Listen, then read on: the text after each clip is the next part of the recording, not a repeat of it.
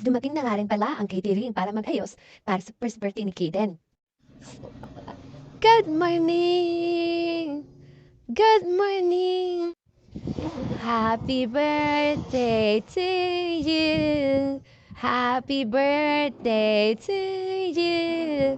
Happy birthday! Happy birthday! Happy birthday to you! Ang baby bogi ni Mami. Ang baby bogi ni Mami.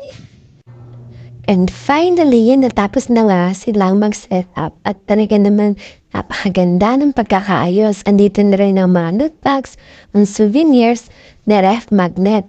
At syempre, dumating na nga rin pala ang mga ninaw at nina. Nakakatuwa, diba? Tapos na rin ang ceremony at syempre, hindi mawawala ang kainan ng lahat. Nakakatuwa lang kasi talagang maraming dumating sa araw ng dedication ni Kaden. At syempre, pinagsabay na rin namin pati ang birthday niya.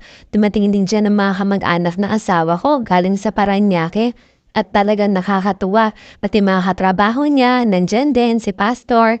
Nakakatuwa kasi ang pastor na nag-dedicate kay Kaden ay ninaw namin sa kasal. Meron nga rin pala mga nino at ninang ni Kaden na hindi nakadalo. Pero nandyan na kaibigan ko. Ang mga ka-churchmate namin, talagang kinuha ko yan mga maring-maring, just may talo-talo na talaga lahat. Salamat nga din pala sa kumare ko na talaga naman gumawa ng cake at cupcake ni Kaden. Thank you kumare Divine Bayona kung magpapagawa kayo ng cake sa kanya kayo mag-PM. Hello Lola! Salamat po sa pagpunta.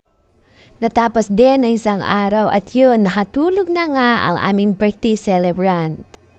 Yun lang! Bye-bye!